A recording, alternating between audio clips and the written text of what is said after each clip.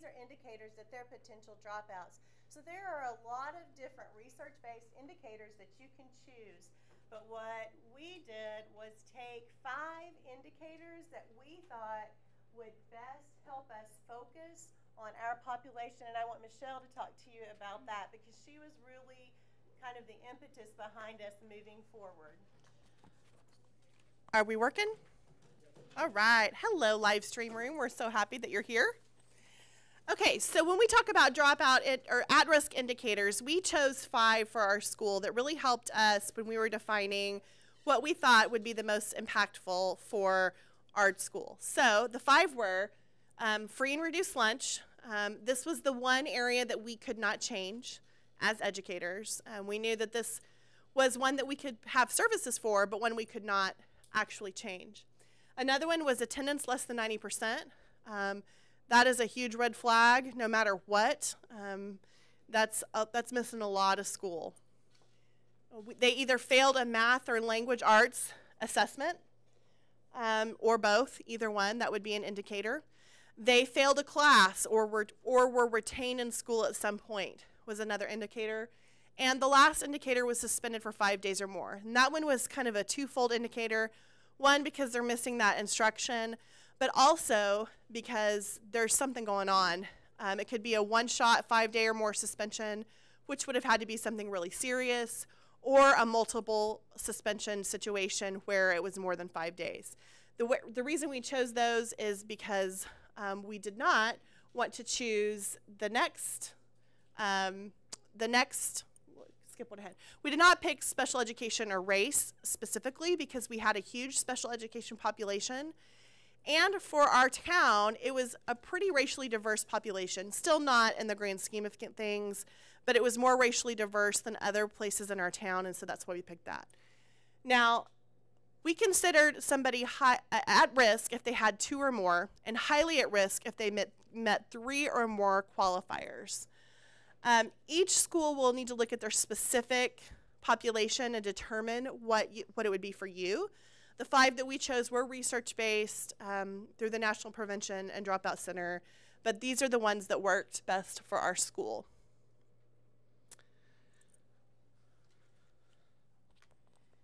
So in several sessions today, we've talked about data and we've talked about systemic counseling programs that are pre-K-12, and data is a huge piece of that. We have to look at our data in order to know what we need to do next.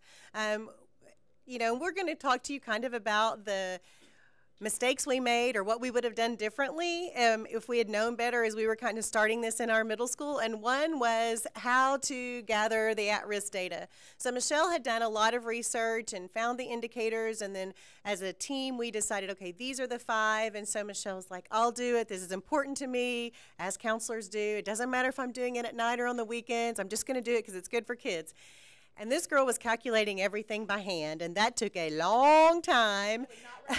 And she was working evenings and weekends and all of that. Well, then we were lucky that we had a registrar that was really tech savvy, and she came in one day while we were working, and she looked at Michelle and said, what are you doing? And why are you doing it that way? Because we had Infinite Campus. And so that was our student accounting system. And through Infinite Campus, we were able to really pull the majority of this data really easily. And then Angela gave us a report every week. So, you know, look at some easier ways to pull data. So that was one mistake that we made. You see a picture of this data wall. This particular data wall was not from our school. It's from a school that I visited in the spring. But it's really critical to have your data up in front of your faculty all the time. It just has to be there. You have to know it. You have to be willing to talk about it. Those are really difficult conversations to have, or uncomfortable conversations to have. When you know where a student is and where they need to be and who their teacher is. I mean, that's a lot of accountability and really laser focus on individual students. And I really want to make that clear. We laser focused on individual students to meet their needs. But we had a room that was our professional learning community room, and that's what we used it for. You know, because of FERPA, you can't have other people coming in and seeing all your data. But we had our data on the wall, and it was there for people to see all of the time. we gave you a sample copy of an intervention template that we used at our middle school. So, as you know, there are Tier 1, Tier 2, and Tier 3 interventions. And so we had a really strong Tier 1. Is that on the next slide?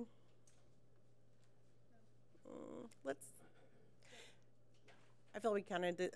We did this yesterday, and I felt like we kind of did this backwards on the template. So we had a lot of really great Tier 1 interventions in place for students. We had, and we'll talk about them later, but we had things like overtime, intervention, extensions, after-school tutoring, just a lot of things for our students. But after we had gone through the process for a couple of years, Michelle and I had an opportunity to go to the PBIS National Conference, and we were looking really for a way to extend beyond Tier 1. Because as you know, you'll spend 95% of your time with 5% of your population.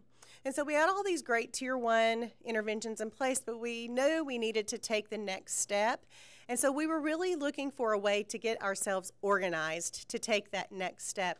And so we used this template where we really looked at what is the precise problem statement with this individual student who is not being successful even with all of these Tier 1 interventions. And these are the things that we would talk about in our professional learning community, which was comprised of grade level principal, grade level counselor, and core teachers, and ideally special education faculty as well. So how many of you have heard of the website pbisworld.com? Well, so I have a song, so you're never going to forget it. Are you ready? pbisworld.com, pbisworld.com, pbisworld.com, pbisworld. This is a fantabulous website. It is so fantastic. It is free for you to use. Write it down, pbisworld.com. And the beauty of this website, it addresses all three intervention tiers, 1, 2, and 3. You can look at, this is just the front page. So you can look at a behavior that you're seeing. So let's say it's defiant, and that's up in the right-hand corner. So you click on defiant, and it starts to prompt you through several questions. Does the student do this? Does the student do that? And based on your answers, it gives you recommended interventions for that student. Now, not all of the interventions are going to work for every kid. Each child is individual, and your response to that child should be on an individual basis. But this is such a fantastic start. It also walks you through which tier that you think a child's intervention should be on. I think it's really important to point out that we had a great Tier 1 intervention system for all kids, and that is really where you have to start with a Tier 1 program or intervention program. We were a PBIS school. It worked for us in a beautiful way, and I would really recommend that. Doesn't cost you money to do PBIS, but you would want to go to PBIS World to get some ideas of where to start with that if you aren't there already. So we're going to look at 4 areas of interventions and resources for kids. And I think it's really important that as we talk about interventions, you are thinking at the same time about what's available in your community, whether it's a nonprofit, a faith-based agency, some other kind of parent program or parent group that could help you with your interventions. Don't try to do these on your own. We know that your resources are slim. We live in the school world too, so we know that you're maxing out everything that you can do. So I'll tell you if I did it or if a volunteer did it or if somebody else did it and how we went about doing that. So academic needs of kids. I'm going to let Shelley talk about those. So, of course, academic was the main focus at a school, obviously, and so these were some of the Tier 1 and then some Tier 2 strategies that we personally had. So we had check-in, check-out is more of a Tier 2. So let me talk about the Tier 1. So Tier 1, we had overtime. We were such a large school that each of our grade levels ate separately. So we had 3 lunch periods, and they were a full class period of 50 minutes. So we had overtime, and this was all teacher driven. And so for their overtime, kids would be assigned on a Monday if they had excessive missing assignments, or if they were failing a class, or a kid could just choose to come in. And then our teachers alternated, so we just kind of went in alphabetical order. Monday was English Language Arts, Tuesday was math, Wednesday was science, Thursday was social studies, and Friday was either a free day or a catch-up day. But on Monday, each one of our grade levels had a Google Doc, and they would assign kids to overtime, and each grade level teacher knew at the end of their core class, right before lunch, they would read off the list of overtime, and kids would go to overtime for 25 minutes while the rest of the grade went to a recess, and then they would be released to go to lunch with the rest of the group 25 minutes later. So that happened systemically across all 3 grade levels. And you have to be creative because you have to think about recess duty, and you have to think about lunch duty, and active supervision of kids and how that works. We were lucky enough also to have an intervention extension time. So we did some playing around with our schedule, and we had an intervention hour. And the way we worked that was all of our social studies, science, and elective teachers, so family and consumer science, music, band, orchestra, art, they all taught an extension class based on something they were really passionate about. Some classes that we offered were how to survive the zombie apocalypse using geography skills. Let's see, the science behind sci-fi. So they would watch clips from Star Trek and Star Wars and the technology that were used in those movies and talk about what's really happening now. We had a Harry Potter class where kids read Harry Potter and wrote stories and wrote reflections. What? Yeah, we had a gardening class. We had a class that created a sensory garden for our special education population. Through a lot of community donations. So these were really passion-driven classes that were rooted in ACT readiness skills. And so sometimes those readiness skills were writing, sometimes they were comprehension, sometimes they were group work. It's really just helping kids be ready for college. And so every kid was given an extensions class based on their interest, and we changed every 9 weeks. And this was a lot of trial and error. So that's what our social studies, science, and elective teachers did. Our math, language arts, and special education teachers were interventionists. And during that hour, they would work with 10 students. But we chose who those students were based on formative assessment. So it wasn't a static class. It wasn't a study skills class. It was an actual intervention. So let's say I taught 6th grade math, and last week I did a formative assessment on fractions, and I had some kids do great and some kids bomb it. I would take my 10 kids who struggled the most with fractions, and I would put them again on the Google Doc. Google really saved our lives during this time. I would put those 10 kids on, and they would get pulled from their extensions course, and they would come to my intervention. And then my charge as the math teacher would be to reteach that skill in a different way to those 10 kids, and then retest them at the end to see if they really did have an understanding. So we were doing just-in-time intervention. We weren't trying to fill gaps from years before. It was just-in-time grade-level intervention. The growth we saw with our kids was exponential. I cannot tell you the growth that we showed, and kids really bought into it. Parents loved it. Kids were more successful. It was just really great. So, and I can talk to you more about that. We had after-school tutoring. Can you just say about how all kids would go through intervention?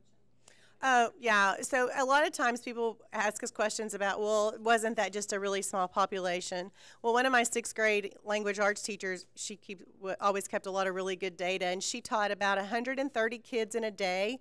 And through the course of the year, she had seen 122 of our 130 students at some time or another in intervention.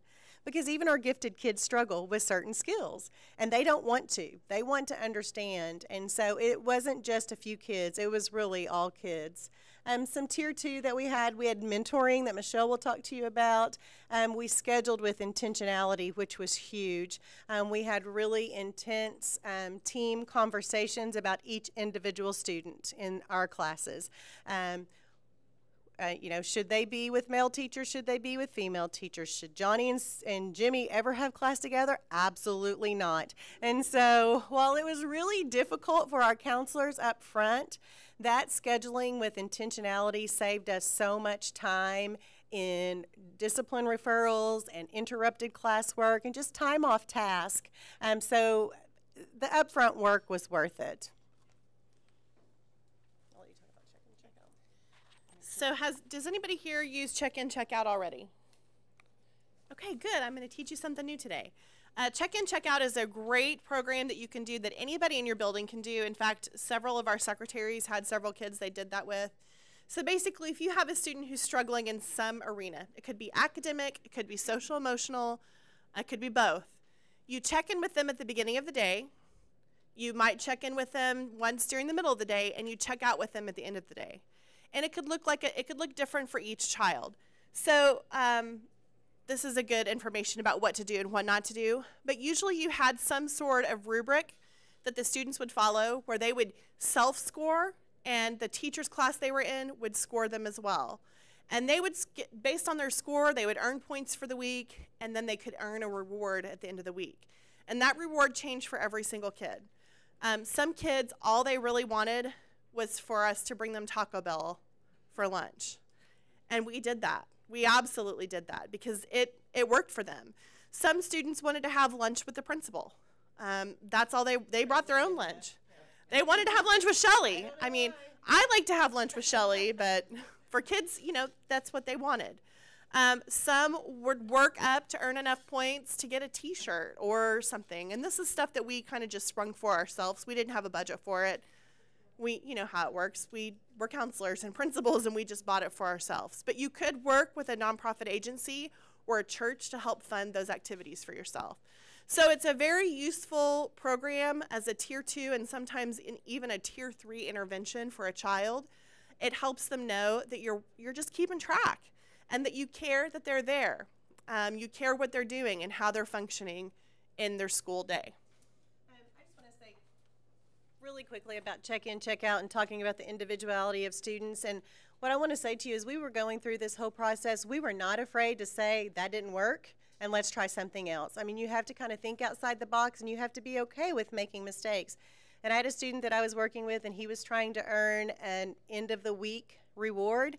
It was too long for him. 5 days was a long time, and I figured that out really quickly because we were not having any success. So then with him, we had to go to a daily small reward at the end of the day that culminated in a larger reward at the end of the week. And when I say larger, I mean like a bottle of Gatorade and a bag of Goldfish instead of just one or the other. So it wasn't huge, but I learned quickly with him it couldn't be a week at a time. And so I just want to remind you to think about the individuality of the student and not be afraid to just change midstream with the kid if it's not working. And that's true with everything we did. There was a lot of trial and error. There was nothing we did the first time and perfected. We revised. It was like we were a constant working draft. It was a constant living document. Woo! It was a constant revision of what we're doing to make it the best it always could be. So social emotional needs of at-risk students, something I care about a lot. I'm really passionate about it. So they have mental health needs, empathy skills, the check-in, check-out, which I talked about, and then I'll talk to you briefly about the mentorship program. So we're going to show you a video, and it's by somebody named Brene Brown. She's a scholar and researcher. It's less than 3 minutes, and it is amazing. So you have to exit out of the PowerPoint for it to show. Yep. Okay, hold please. Here. I just can't get the volume to go up. Here, we got it. We'll start it over. We got to exit out. Pause that. Sorry. It's okay. Where'd it go? It was playing. Now it's up there, but they couldn't see it.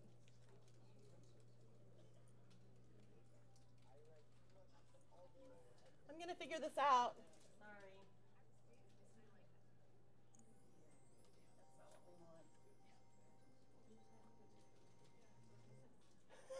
Okay, so I want you guys to look up Brene Brown on empathy, and it's a great short 3-minute video that you guys can watch.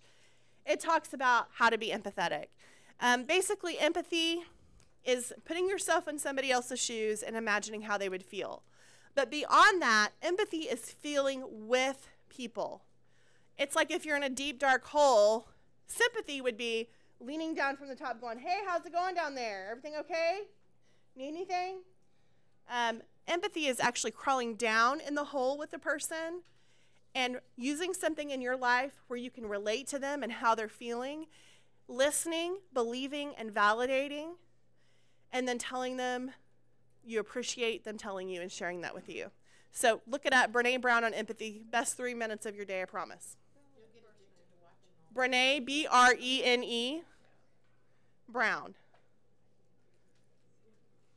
So one of the packets, and let me just say, if you did not get a handout, I apologize. They only printed, we didn't have control over how many they printed. So we are going to put these online once Engage OK is over. And actually, the mentorship packet is already online.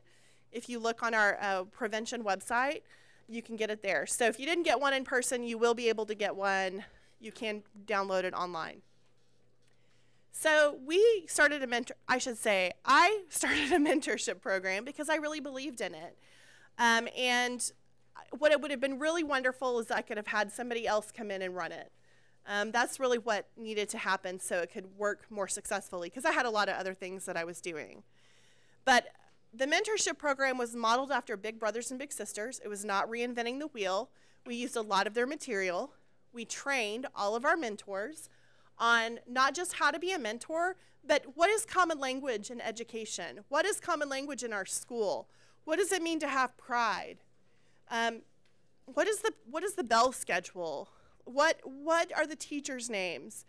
And when we did that, we were able to help them understand what our kids were going through. So what they would do is they would come once a week and have lunch with their mentee. They would talk about their grades. They would talk about any behavior. They would talk about any kind of discipline. And we had waivers that parents signed so these mentors could find out everything about the kiddo. All the mentors had background checks. And I'm going to tell you, I didn't place every single person who signed up to mentor with a kid because they weren't a good fit. But I did try to make an appropriate fit based on the mentor and the students who were on the at-risk list, who were maybe tier 2 or tier 3, who really needed a mentor in their lives, and that's how we placed them. So basic needs of at-risk students. Basically, we have to meet their basic needs before they can learn in the classroom. We have to make sure they are fed. We were lucky to work with the regional food bank in Oklahoma City. We did the backpack program. Anybody here do the backpack program at their school? It's a great program. If you don't do the backpack program, does anybody have a food pantry at their school? Okay. Does anybody refer to a food pantry in your community? Okay. So I'm going to tell you that even small communities probably have a church that has a food pantry. So if you don't know what that is in your community, I encourage you to contact a nonprofit or a church or a faith-based group and see who has the food pantry in your community, because I'm going to tell you probably somebody does. If they don't, I want to encourage you to consider doing it. We would send kids home with a bag of non-perishables every Friday, and guys, it was like Christmas every Friday. They were so excited to get food because they knew they would eat over the weekend. And these are for the kids who are really food insecure. Clothing. How many of you have a clothing pantry in your schools? Awesome. How many of you refer to a clothing pantry in your community? Again, I'm going to tell you, churches are going to have that. And if you have a church in your community and only, let's say, one church in your community, and they don't have either a food or clothing pantry, ask them to start one. Ask them for that to be a ministry that serves your school. Churches are always looking for ways to work with schools and to help them, and that is a great way that they can help you. There's other nonprofits that help meet that need as well, so I encourage you to do that. Shelter. Shelter is so important. And we have a great homeless program through federal programs. Anthony Kibble at the State Department of Education is a great resource. How many of your schools work or have a homeless program already in your school that you know about? Okay, every school is required to have a homeless program. And homeless doesn't necessarily mean living on the street or living in your car. It could mean, by the federal standard, you're doubling up with another family. And that means those kids have access to financial resources. So I want to challenge you right now, if you are unaware of what your federal program manager is, or your superintendent, maybe the person managing that, what you do for homeless kids, I want you to go find out, because there's untapped resources in your community if you haven't done that yet. Department of Human Services works with the homeless, and also Section 8 housing. There's other basic needs: utility assistance, rent assistance, disaster assistance, financial assistance, all kinds of things that you could help, and then holiday help. And I want to briefly share with you about one of our programs that we used. We did something called Love for Lions. And so basically we worked with members of our community who were really interested in helping kids during the holiday season. The first year we took 18 different children who were not going to have a holiday gift of some sort or a holiday meal, and we provided a frozen turkey, a bag of potatoes that we bought with a Walmart grant. Walmart gives really good grants to schools, guys. If you haven't applied for that, you should contact your local Walmart. They have good grants. Then they're easy to apply for. And basically, they're going to give them to you if you apply for them. So, and then we worked with a Boy Scout troop that did a canned food drive, and they gave us all their canned foods, and every single family got a food basket. On top of that, we worked with people in the community who wanted to sponsor a child. And basically, we asked all the children involved for 3 wants and 3 needs, and we gave the list to the sponsor, and they could choose what on the list they got. Like I said, the first year we had 18 children sponsored, and last year they sponsored 160 kids. So the way we recruited those volunteers was mostly through social media. We did have people who would frequently tour our school to find out more about it, and we would always tell them about that program and get them to sign up. And we worked with other groups like the Chamber of Commerce in our community, church groups, other people to sign up to sponsor kids. And y'all, 160 kids got Christmas. And they were awesome gifts. Like you can see here in this picture, there were bicycles and Xboxes, and we tried to keep the wants under $50, but sometimes one would slip through, and people would buy it for them. They could do it. It's kind of like an angel tree. And it was really, really meaningful to our families. You talk for a while. It's okay. So we also have to learn to meet the needs of the parents of our at-risk students, because they need that support as well. And so, in a perfect world, we'd have every parent being 100% involved and providing all of the supports they can to their kid. But a lot of times what we have are really parents who are at risk. And so how can we work with them? A lot of times what we have to overcome is the fact that they had 12 or 14 years of negative experiences at school themselves. And so when the principal calls, it just brings back all these negative connotations of how it was for them with a kid. So you have to figure out ways you can actually bring parents into the school, and it has to be positive experiences. I mean, we all know that for every negative thing that happens, you need, 10 or 20 positive things to kind of combat it. So you can do things like just coffee with the principal to ask questions, but really if it revolves around their kids, if it's a sporting event, if it's a band or choir or orchestra concert, if it's a family portrait night, anything you can do that's positive to get parents in is what you want to do, and start building that rapport. At one school where I was an assistant principal, we had 21 days of positive contact with parents, and so all of our advisory teachers in the first 21 days of school were required to call every parent, not email and not send a letter, but actually call every parent and just say, I'm so glad Michelle's in my class. I'm really looking forward to having her in advisory. It's going to be a great year, and I look forward to working with you. You would be shocked at the number of parents who would say, wait a minute, what? You're happy to have Michelle in class? You know, and they just weren't used to getting those positive phone calls. And so start with lots of positives. So that's what we want to do, figure out how we can bring the parents into the school. And there's just some examples of what you can do. Oh, and making sure that you always communicate. We always pushed out a weekly newsletter via email. We had a Twitter account, we had a Facebook account, always posting all the positive things that are happening at your school, because we know that it's really easy for people to talk about the negative. So really, we are the stewards of the positive information, and it's our responsibility to communicate that out. So you want parents to know that. Before we let you break down, what I want to tell you is this. So you've heard a lot about what we did, and like I said, we were doing all kinds of stuff, and sometimes we would have to step back and say, okay, what's really working and what's not working? At the end of the day, here's how we knew it worked.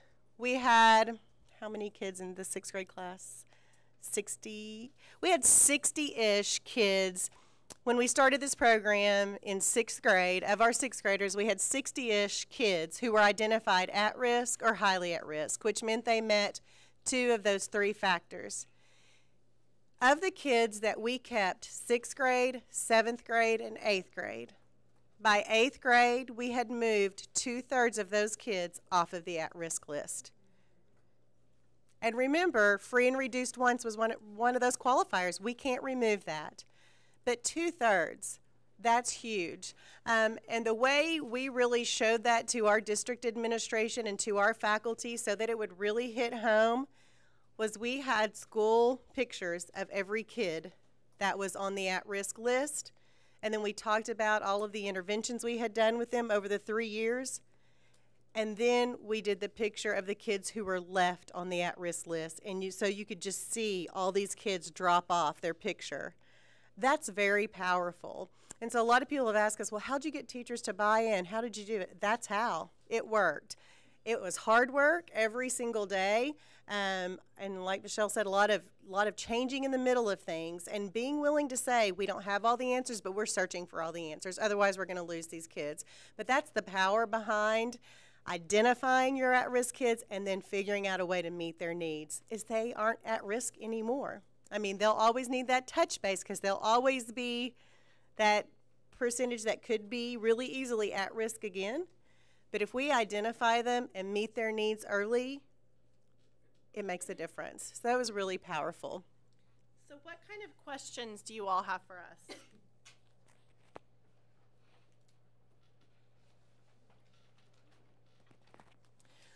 It's the end of the day. It's been a long day. It's the middle of the summer. What I will say is Michelle and I are happy to visit with any of you individually about the program that we did and why we did it and how we made it work. We've traveled out to schools and worked with principals and counselors on how to set up this kind of program.